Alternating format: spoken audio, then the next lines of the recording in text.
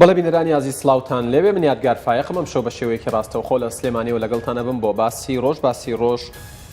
ئەم شەو دوو میوانی ئەزیز و بەڕێزم هەیە یەک لە ستۆدیۆی سلێمانی کاک حەسەن جیات پەرلەمانتاری پێشووی عێراق و دکتۆر موسەنا ئەمین کە لە بەغداوە لەگەڵمانە بێت سەرۆکی فراکسیۆنی یەکگرتووی ئیسلامی کوردستان لە پەرلەمانی عێراق سوپاسی جەنابیانەکەم سوپاس بۆ کاک حەسەنیش دیارە خۆتان نەزانن باسی ڕۆژی ئەمڕۆ بووە بە باسی خەمی هاوڵاتیان موچەی هاوڵاتیان و موچەخۆران و فەرمانبەران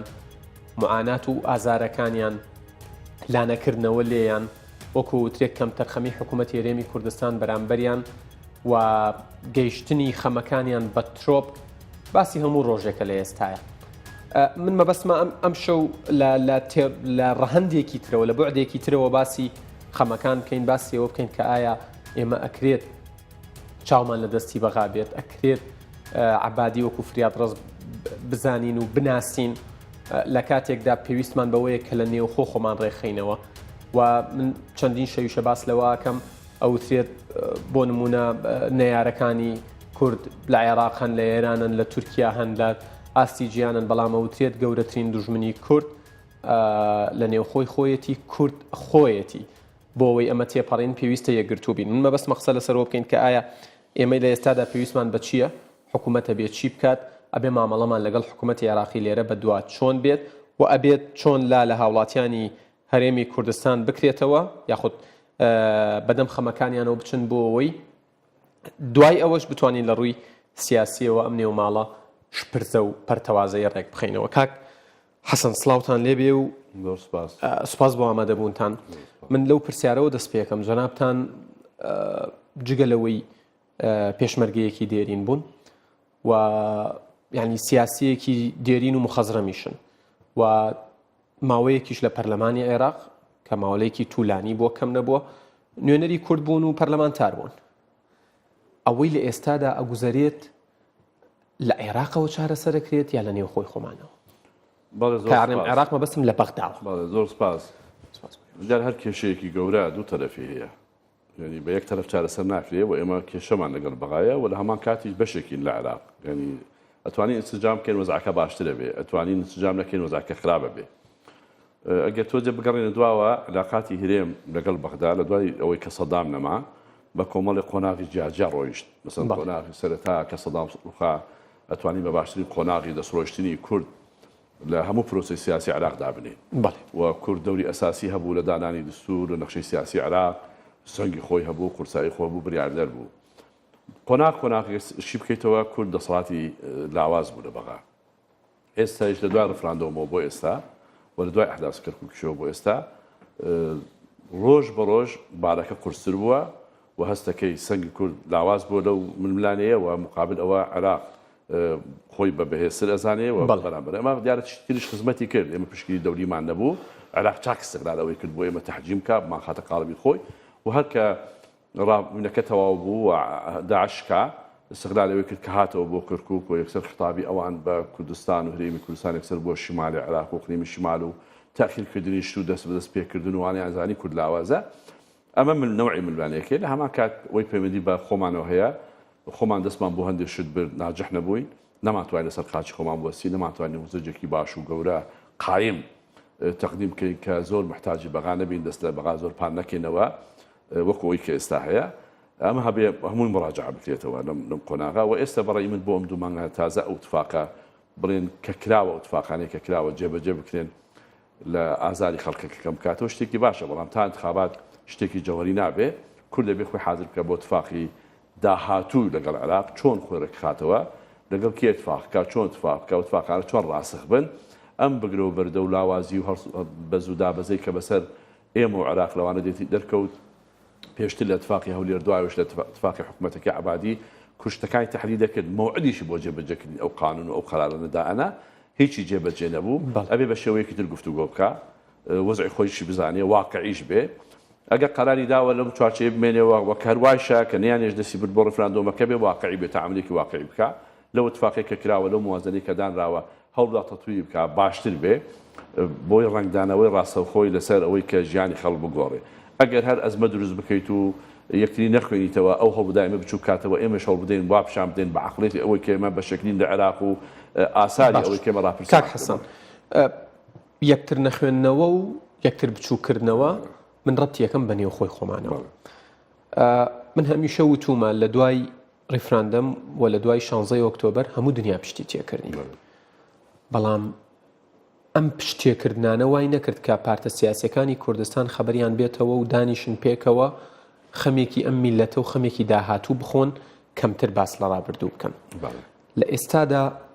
قسە لەسەرەوە هەیە کە عەبادی لێرە بە دوا چاوی لەوەیە کە لەگەڵ کورد بگا بە ڕێکەوتنێک. لە ئێستادا پێویست نییە پارتە سیاسەکانی کوردستان کۆبنەوە بۆی بزانن لەسەر چی لەگەڵ عەبادی ڕێککەون، نەک تەنها حکوومەتی هەرێم یاخود نەک تەنها پارتی وەکێتی لەگەڵ عەبادی ڕێککەون کە باس لەوە شەکری من دواتر لەگەڵ دکتۆر موسەنا باسیشی یەکەم ئەو تێگوایە ڕێکەوتنێکی ژێر بەژێر هەبێ لە نێوان بەغدا و هەولێر. بەڵێ من ئەم دوو مانگە هیچ ناکرێت تازە هەم عەبادی مەشغوڵی انتخاباتن بەڵکان خۆشمان مەشغوڵ انتخاباتن، بەڵام بزان انتخابات چی دەرئێنێ فەرجی تازە چیەکە لە هەرێمی کوردستان لە عێراقی شیەکە خۆت زانی تا ئێستا عەبادی لەو مناوەرانەیە کە کردی بۆ ناوخۆ ناجح نەبوو، هیچ تەحالفێک لە ناو تەحالفەکانی شیعی هیچ هێزێک ناو هێزەکانی شیعی لەگەڵیان نەژیان. لیستەکەی خۆشی پەرد بوو بە شێوەیەک لە شێوە ینی مۆ اتفاقی کرد بەیانی لایەنەکان سەحبیانە کرد ئەسبابەکانی هەرکێک بە شێوەیەک شیەکاتەوە. ئەمەڵێ من ئەوم قبول نەکردو بە محاسسە هیزەکە ئیشان لەگەڵا بکەم ئەوان شتێکی تر ئەڵێن. هەری منی کوردستان بزان چی فەرزەکان انتخاباتەکانی ئایا توانی یەکگرتوو بێ تا ئێستا دەری کەوتووە نەزعی حزبایەتی تێڕوانی زۆر جیا بۆ بەغا هەیە، یەکتر شکاندان تێڕوانی زۆر جواب بۆ بەغا هەیە، تێڕوانی زۆر جیاواز بۆ کەرکووک، تێڕوانی جیاواز بۆ ئیدارەکردانی هەرێمی کوردستان هەیە. ئەمانە هەمووی لە دوای انتخابات بەڕاستی بێ کۆ بکرێتەوە ئەگە کورد دەیەوێت بەم لاوازیە بمێنێ و تەحجیمی بکەن و پەڕووباڵی بکەن ئەو وامێنێ و لە بەغاوە بدان چی بۆ بکەن. ئەگەر ئەوێ سەنگی خۆی بێنێتەوە جارێتی عادە تەنزیم کاتەوە هەستی کوردستانی بوون و هەرێمی کوردستان و پای هەرێمی کوردستان لای مهم بێ کە پای هەرێمی کوردستان زۆر دانەبەزێ و هەوڵدای عادەت نەزەر بکاتەوە ئەمەش بە شەو ڕۆژێک ناتگە بەڕاستی بۆ ناکرێ من لە شوێنێک عەلەمێک هەڵکەم وابزانم هاتوومەتەوە سەر تایمی خۆم وشتووە. ئەمە ئیشێکی درێژ خاینیەوێ ئەبێ دوای انتخابات تۆ لەگەڵ لایەنەکانی بەغا بە شێوەیەکی بەڕاستی زۆر سەریح قسە بکەی بەشێکی لە عێراق حەقت هەیە لە عێراق، حەقت هەیە لە دستوری عێراق، بە پێی دستوری عێراق مکەونی ئەساسیت لە عێراق بەوە کاس ناکێت 45 کورسیت هەیە هەموو ئەمانەی مێنیتەوە سەر تایم علاقاتەکانت تەرمیم بکەیتەوە لەگەڵ بەغا نەیری وەکو ئێستای کە تێک چووە وای لێبێت لە ناو خۆمان لەسەر شتە ئەساسیەکان اتفاقمان هەبێت کە چینە بەغا ئەو کاتە ئەکرێ بڵێن چی ئەکرێتەوە بۆ کەرکووک لە کەرکووک چۆن هەڵەسینەوە باڵمە بە قۆناغ و بە خۆتەوە بۆوان ناکرێت خۆ بەوە ناکرێت بە بەندێ مزاج و بە شتی سەرپێی و سەری عشتیوە خۆتەیەکمان هەبێت بۆ کەرکووک لە کەرکووک چۆنەبی ناوچە جەناحەکان بە عەقڵەتێکی نوێ ئیدارەی هاوبەش فعلن هاوبەش حەقی کەس نەخورێت لەو منتەقە ناکرێت مەسەلەی سەر کورد مکەونی ئەساسی بێ لە کەرکووک وەزعی ئاوا بێ لە هەمانکە ناکرێت کە کورزاڵە بێ لایەنەکان تر ئەنی من تازە بیستومە کاچی بەرەو کەرکووک بزانن خەڵکی سلێمانی نازانم تەعاهودت پێنووسن کێشت بۆ دروستەکە تازە هەیە لە کەرکووک نە ئەو واقع تازەی ئەوان فەرزە بێ بەڕاستی و حەقا فەرز بێ واقعێکشمانی من فەرز کردبوو دەرکەوت ئەو واقعی ئێمەش فەرزمان کردبوو قبوڵ نەبوو ڕەفز کرایەوە بۆیە واقعی تازە ئەبێ لەسەر ئەساسی باشە کاک حەسەن بە قسەکردن لەسەر دیارە بۆی بینەران ئاگادار بن دکتۆر موسەنا هێشتا ئامادە نەبووە یاخود برادران نەیانتوانێ ئەوە خەریکن ئامادەیەکەن کە ئامادە بۆ چمە لای گەرخوێندنەوەیەک بۆ دۆخەکە لە دەرەوەی سنوورەکانی باشووری کوردستان بکەین ئەوەی لە ناوچەکە گوزارێت ئەوترێت ناوچەکە لە ئاگرێکی لە ژێرە هەندێک جار خێرا و هەندێک جار بەجۆش ئەی کوڵێنێت و قسە لەسەرەوە هەیە وەکو دەستەواژە گشتیەکە باوەکە یاڵەن کێکەکە دیساندا بەشەکرێتەوە لەم ناوچەیە قسەکە ئەوەیە لە ئێستادا کە ئەوە بینین وڵاتانی ئەوروپی چۆن مامەڵە لەگەڵ ڕووسیاکەن ئەوەتانێت ترەمپ و ماکرۆنی فەڕەنسا دیسانەوەڵێن پاڵپشتی لە تورکیاکەین لە سووریا کورد ئەبێت چۆن خوێندنەوە بۆ ئەمانە بکات و پێ بەپێ یاریەکە بڕوات دیسانەوە نەکرێتەوە بە مقاش و دیسانەوە وەکو کارکتەرێکی بچووک بێبەش نەکرێت بەڵێ تۆ تقریبا نیمەی پرسیارەکە خۆت وەڵام دایەوە یعنی نابێت بە زۆر زیاد بڕوات و خوێندنەوەی نەبێت بۆ ماکە ئەوان پەیوەندی بە خۆیانەوە هەیە مەسەن جاری وا هەیە خەڵکە بینم کە ئەمریکا وەزیر خارجەکەی گۆڕێ وای زانی وەزیر خارجەکان گۆڕێ بۆ کورد گۆڕیان چاکە لەگەڵ کورد مەسەن مستەشاری ئەمنی قەومی گۆڕێ بۆڵتن هاتووە کاکە ئەوان بۆ خۆیان سیاسەتەکەن و دەریش کەوت لە عەفرین لە کەرکووک و شوێنانەوان بۆ خۆیان سیاسەتەکەن نەعاتفەی تایە ناویتیای لە کاتی داعش پێویستیان بە کورد بوو زۆر مجاملەی کورد دەکەن کە نەما پێتەڵێن ئەمە لەگەڵ ڕفراندۆنی واقعیترن ئێستا گۆڕانکاریە بێ لە ناوچەکە و وەزعێکی حساس هەیە هەموو ئەوروپا ئەمڕۆ دوماسەکانی بریتانیا رووسا دەرەکەن تا ئوسترالیا و ئەمڕۆ تورکیا ڕێمە دەری ناکەم بزان ئێران موقفی چێ بێ ئەمانە هەمووی لێکەوتێ لێ بێتەوە لە سووریا چۆن ڕەنگەداتەوە بەڵام ێ بێ واقعی بین وڵات خۆمان ڕێخین اقتصادی خۆمان ڕێخین داهاتی خۆمان ڕێخین لەگەڵ بەغا ڕێک بین و تەبابین و مشکالی گەورەمان بۆ دروست نەبێت لەبەرەوەی ئەوان سیاسەتەوە وایەتە ئیدی عراقی اتحادیەکەن ئێمەشە بێ لەو چوارچێوە خۆمان پایە خۆمان قایم زۆر سپاس بێگومان من دێمە وڵات دکتۆر موسە نامین سەرۆکی فراکسیۆنی یەکگرتووی ئیسلامی کوردستان لە پەرلەمانی عێراق لە ئێستادا ئامادەیە سڵاوتان لێبێت دکتۆر سپاس بۆم دەرفەتە من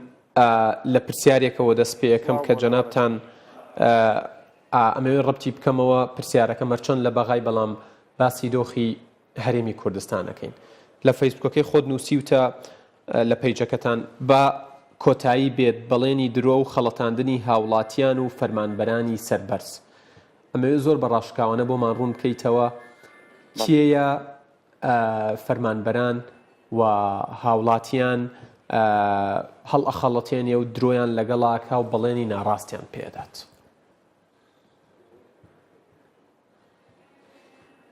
سەرەتا سڵاو ڕێزم بۆ جەنابەت بۆ بینەرانی بەڕێز لە ڕاستیە هەموو سیاسیەکانی هەرێمیش و بەغداش بەداخەوە جۆرێک لە یعنی بەشداری گەورەیان هەیە لە کارەساتی ئەم بڕینی موچەی خەڵک و هەردووشیان زانیاری ناڕاست بە خەڵکی دەن زانیاری سەبارەت بە داهاتی هەرێم بنمونە هیچ بنەمایەکی نییە و هیچ راپۆرتێکی جێگای بڕوانیە حتا بۆ ئەوانەشی کە لە نزیکەوە بەشدارن لە دەسەڵات و بەشێکی گرنگن ئەتوان بڵم لە ناو یەک حیزبی دەسەڵاتە ڕەنگە متمانە نەبێ بە و لەلایەن بەغداشەوە بێگومان بەغدا بەردەوام چاواشەکاری کردووە و خۆی وەکو ڕزگارگەرێک پیشانداوە بەداخەوە هەندێک لە پەرلەمانتارانیش دووبارە هەر هەمان ڕۆڵیان بینی بە بەلاش بوونە محامی کابرا و وێنەیەکیان پەمەییاندا بە هاوڵاتیانی هەرێم و خەونێکی بێجێگیان بۆ دروستکردن تاوای لێ هاتبوو موچەفخۆرانی هەرێمی کوردستان خەریب و تورەکە بدورن بۆ ئەو دوو مەعاشەی کە پێکەوە وەریەگرن ئەمە سەرنجامی و مزایدات و خۆنواندنی هەندێک لە پەرلەمانتاران بوو ئەوانیش هەڕاستیان نەکرد لەگەڵ خەڵک لەبەرەوە منەڵێم ئەو پەرلەمانتارانە نە عەبادی نە هەرێم ڕاست لەگەڵ خەڵکی خۆمان ناکەن و ڕاستیەکان وەکو خۆی بەرچاو ناکەن بۆ هاوڵاتیان و شەفاف نین لەگەڵ خەڵک و هەمووشیان بەشدارن لەم وەزعە طبعاً هەر کەسێک بە پشکی جیاوازی خۆی دکتۆر موسەنا سەبارەت بە عەبادی تۆ زۆر دەمێکە ئاماژە بەوا دەیەڵێ عەبادی فریادڕەس نییە و هەرگیز لە هیچ بەرنامەیەکە ئاماژەت بەوە نەداوە کە عەبادی موچە بنێرێت لە ئێستادا من ئەمەوێت لەسەر ئەو بابەتە ڕوونکردنەوە بدەی بە بینەران ئەو 370 ملیار دیناری کە نێردراوە و لە فەرمانەکەی بڵین ئەوەی لالایەن حکوومەتی عێراقیەوە دەرچووە ئەڵێ بۆ تەواوی وەزارەتەکانە ناڵێت بۆ پەروەردە و تەندروستیە لە ئێستادا ئەم هەنگاوەی عەبادی چ ڕۆڵێکی هەیە لە زیاتر شپرزەکردن و زیاتر پەرتەوازەکردنی نێوماڵی کورد وەکووە بینی کە هاوڵاتیان لە تاوە ڕژاونەتە سەر جادەکان و داوای مافی خۆیانەکەن من وەکو بەڕێزت ئاماژەت پێکرد هیچ وەختێک نەموتوە عەبادی پارە ئەنێرێت چووکە زانی ومە ئەگەر بمەوێ پەرلەمانتارێکی ڕازگۆ بم لەگەڵ خەڵک ئازارەکانیان ئەبێ وەکو خۆی پیشان بدەم هەروەکو دکتۆرێک چۆن ئەگەر نەخۆشیەکەش سەخت بێ ئەبێ بەڕاستی بە نەخۆشەکەی خۆی بڵێ بیلا تەشبیه طبعاً لەگەڵ میلەتی ئێمە و لەگەڵ کاری دکتۆر و کاری ئێمە بەس ئەبێ ڕاستیەکان بە خەڵک بڵین ئێمە گەر نتوانین چارەسەری خەڵک برینەکانی خەڵک بکەین خۆ بێ ڕاستیەکانیان پێ بڵین لەبەرەوە من باوەڕم بەوە نەبووە کە لە دوای 16 دەوە کە دەبابە بەسەر لەشی پێشمەرگا هاتوشکۆی کورد شکێنرابوو ئاڵا لە ژێر پێبوو ڕیزیان ئەبەست هەندێک سەد سیاسی و پەرلەمانتار بۆی بچن دەست بە سنگەوە بگرن بۆ عەبادی و پیان وابێ ئەوە ئەبێتە چارەسەر بۆ کێشەکانی ئێمە هیچ وەختێ من لەگەڵ ئەو سیاسەتی خۆزەبوونکردنە نەبووم و لەگەڵ ئەوەش نەبووم کە عەبادی بەما دێتە سەرخەتی ئەوەی کە فعلەن بەرپرسیارەتی خۆی وەک سەرۆکوەزیرانێک بەرامبەر بە هاوڵاتیانی ئێمە هەڵگرێ هەموو شێوازێکیش ئێمە داوامان کردووە لە بەغدا هەتا جارێک بیرم دێ ساڵ و نیوێک بەر لە ئێستا من بە وشەی وتن دەست و سەرماچکردنیشم بەکارە ناوتم هەر کەسێک دەست و سەری هەر کەسێ ماچەکەین کە بتوانێت نانی هاوڵاتیانی ئێمە با بەس من نامەوێت خەونی ناڕاست بە ناوی خەڵکەوە بڵێم و باوەڕم بەوە نییە کە سیاسەتی حکوومەتی اتحادی ئەوەیە کە کێشەکانی هەرێم حەل ببن و تویش ماگەرم پیاوە سەرۆک وەزیرانە ئەبێ بازرگانی نەوت لەگەڵ ئێمە نەکا ئەبێ زەمانەتی هەموو موچە خۆرام بکە ئەمڕۆ هەنگاوێکی جوزئی بچووک لە پەرلەمان ڕوویدا بڕیارێکە تەبعاً لەم ساتە وەختی کۆتاییاتنی پەرلەمانە هیچ ئەسەرێکی نابێت لەسەر موچەی هاوڵاتیان بۆی کەسیش لەبەر ڕێکلامی هەڵبژاردن لەسەر ئەوە خەونێکی تری گەورە بینانەکە مافی ئیلزام بڕیارێک دەرچۆن ڕۆ لە پەرلەمان بۆ ئیلزامکردنی دەستگای شوهەدا و سوجەنای سیاسی کە تەنسیقی تەواو لەگەڵ وەزارەتەکانی ئەنفال و شەهیدان بکەن لە هەرێم و بۆ ئەوەی کە موچەکان باش بکرێن و ئەوانە بکرێن بەڵام من حەزەکەم لێرە شار ڕاستگۆ ئەمە هەنگاوێکی زۆر بچووکە بە ئیتیجاهێکی ڕاست ئەمە هەنگاوێکی بچووکە بە ئیتیجاهی ڕاست یەکەم شت حکوومەتی هەرێمەمەی قبول نییە چونکە حکوومەتی هەرێم کاتی خۆی بە مۆڵ پارەی ئەم شەهیدان و زیندانی سیاسی وەرگرتووە ویستێتی خۆی بە سیاسەتی تایبەتی خۆی لە ناوخۆی خۆی دابەشیکە و هەر ئەمڕۆ ڕەنگە لە وەزارەتی شەهیدان بپرسی بەمە ڕەنگە بەمە یعنی پشتیوانی ئەوە نەکا کە حکوومەتی اتحادی ڕاستەوخۆ ئەو موچانە بدا بە شەهیدان و بە زیندانیان و بە ئەنفال و بە قوربانیان ڕژیم پێشڕوو بەڵام ئەمە هەنگاوێ بوو بەرەوەی ئیتیجاهی ڕاستەقینە ئەو ئیتیجاه ڕاستی کە من ماوەیەکە لە زوو ئەمە باسەکەم ئەڵێم تەنها ڕێگای زەمانەتکردنی موچەکانی ئێمە و نەکەوتنە بەر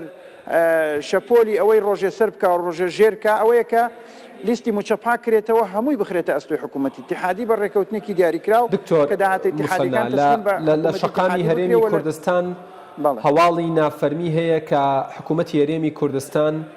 لەگەڵ حکوومەتەکەی عەبادی ڕێککەوت بێت کە سیستمی پاشەکەوتی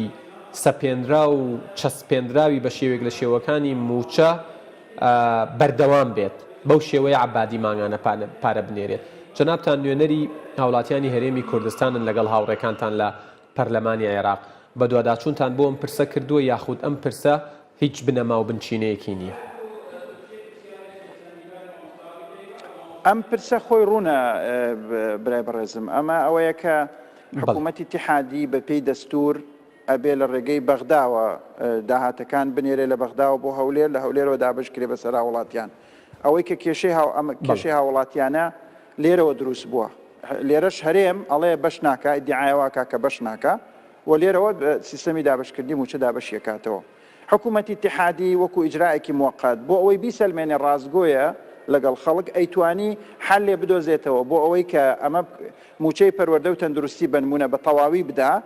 وەفدێکی خۆیان پارەکەی بهێنایە لە ناو وەزارەتەکانی ئێمە لە هەولێر تابەشی کردایە ڕاستەوخۆ بەبێ پاشەکەوت ئێمە پشتیوانیمان لەم جۆرە بیرۆکانە ئەکرد ئەمە هەم هەڵنەوەشاندنەوەی کیانی هەرێمی کوردستانی تایە و لەو لایشەوە دابینکردنی مەعاشی تایە بۆ ئەو دوو وەزارەتە بە تەواوەتی ببێ بە سەرەتایەک بۆ وردبینیکردن لە لیستی موچەی وەزارەتەکانی تریش و تەواوەتی کۆتایی هێنان بە کێشەی موچەی هاوڵاتیان بەوەی کە هەمووی حکوومەتی اتحادی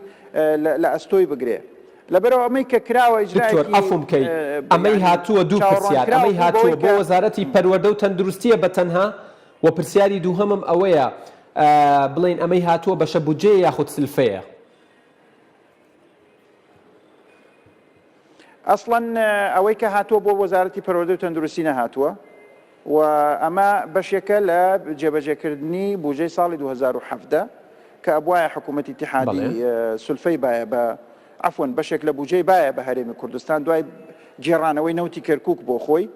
و عەبادی بە ئێمەی ودوتی من ماڵ ئەموالم حجز کردووە لە ساڵی ڕابردووەوە بە قسەی خۆی من ناڵم چەند ڕاستەکە یا ڕاست ناکە المهم وتی ئەم پارەم حجز کردووە بۆ ئەوەی بیدەم بە هەرێمی کوردستان لە ساڵی 2017ەوە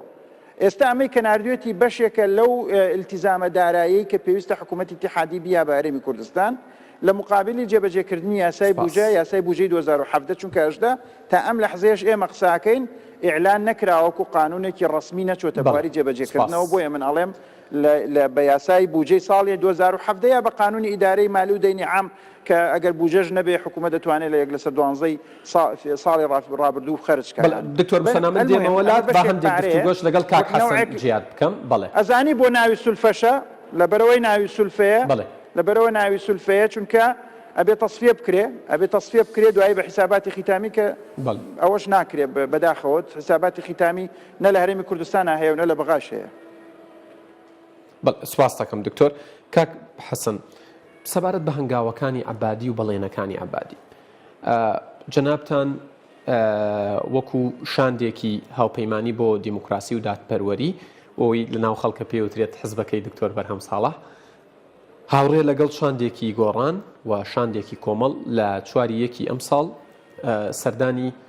حەیدەر عەبادیتان کرد لە نزیکەوە بینیتان کە گەڕانەوە وتان حەیدەر عەبادی بەڵێنی داوە کە نەک موچە بنێرێت دوای تەدقیقکردن کە تەدقیقش نەما کۆتایی هات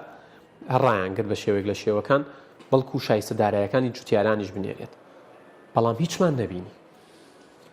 بەڵێ من حەزەکەم یەکم لە حەزت دەمێ ئەم مەوزوعە نابێت شەخسە بکرێ یعنی قەزەکە نە مالکیە نە عەبادیە بۆ نمونە ئێمە هەموو لایەنەکانمان بینی هەموو لایەنەکان هەموو لایەنەکان تەوەجوهیان ئەو کاتە واضح بوو وەک یەک بوو زۆر گلەیی و ڕخنیان هەبوو کەریمی کوردستان ڕفراندۆمی کرد پێم وتون ڕفراندۆم مەکەن ئاسەواری خراپە بێ ئێمەش ڕازی بین تورکیا و ئێران قبول ناکەن و ئێمە هەرێمی کوردستان کاتی خۆی قاچی زۆر درێژ کردبوو نەوت تێفرۆش چی ئەکرد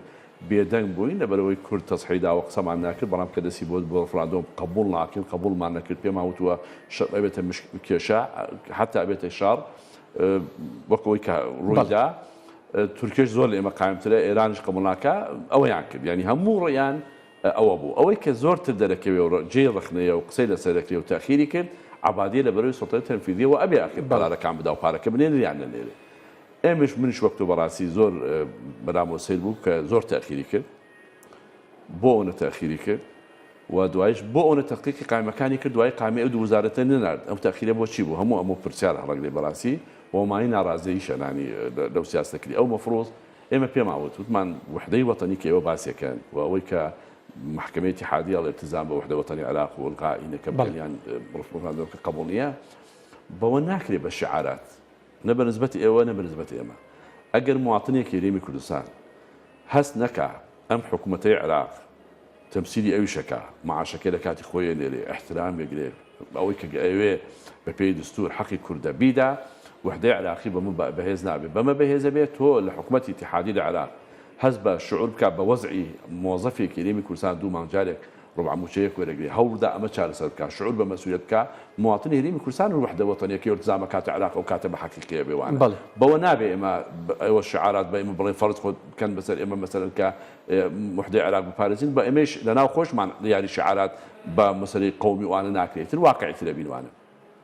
كيش كنابي شخصا بكري كيشيك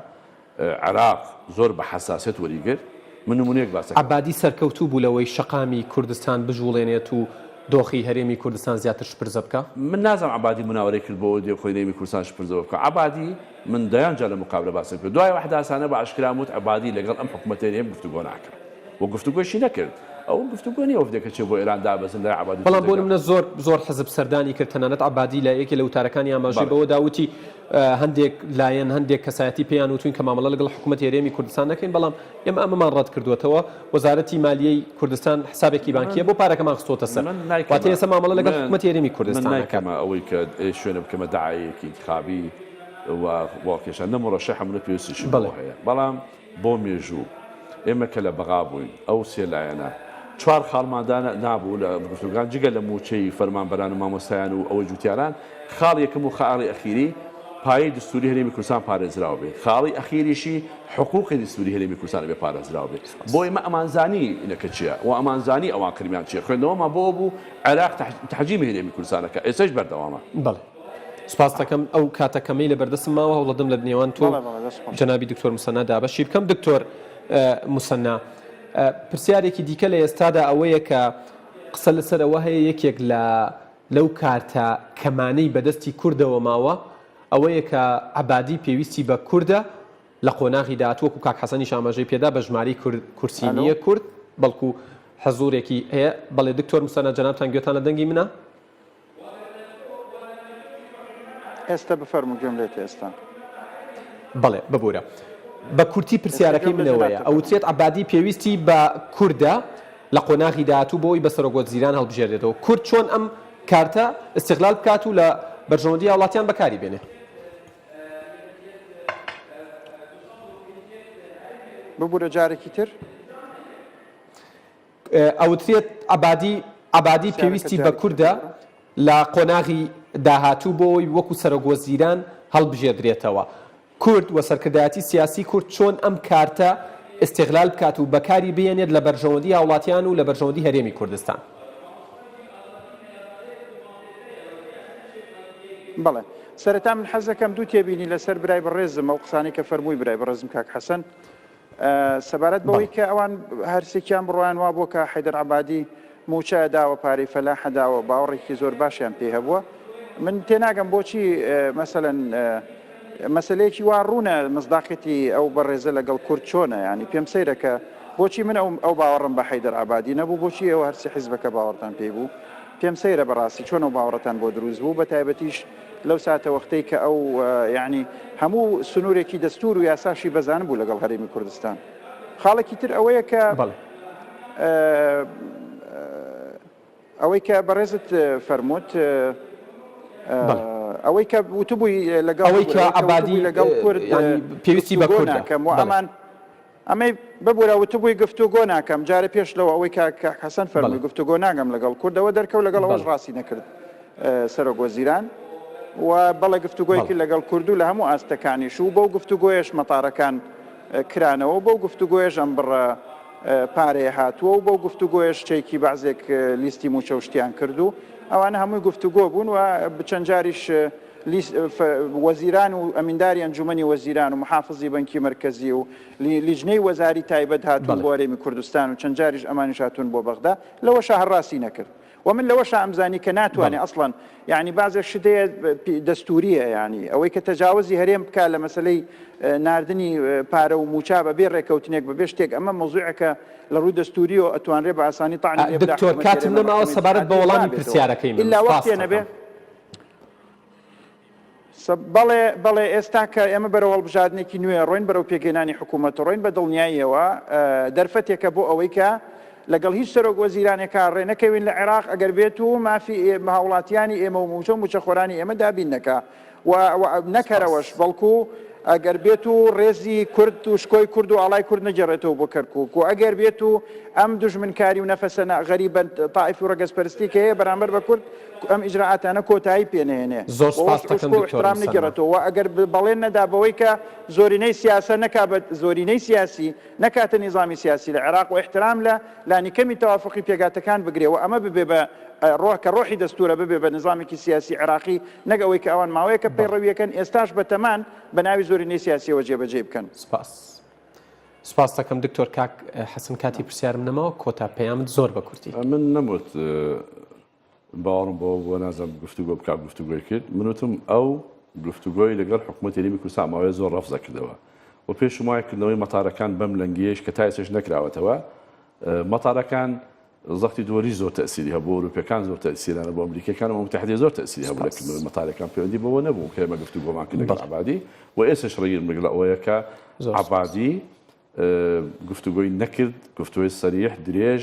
تەفاسیل وەفتی فەرنی ئەنات تحقیق قایمەکانیان کرد خۆشی لە سەرەتا وتی بێن لە ناو وەزارەتەکان دانیشت معاشەکان زۆر سپاس. بڵێ کاک حەسەن جیاد پەرلەمانتاری پێشووی عێراق زۆر سپاس بۆ ئەم دەرفەتە. دکتۆر موسەنا ئەمین سەرۆکی فراکسیۆنی یەکگرتووی ئیسلامی کوردستان لە پەرلەمانی عێراق سپاس بۆ جەنابیشتان کە لە بەغداوە لەگەڵمان بوون. بەڵێ بینەرانی ئەزیز سپاس بۆ هاوکارانم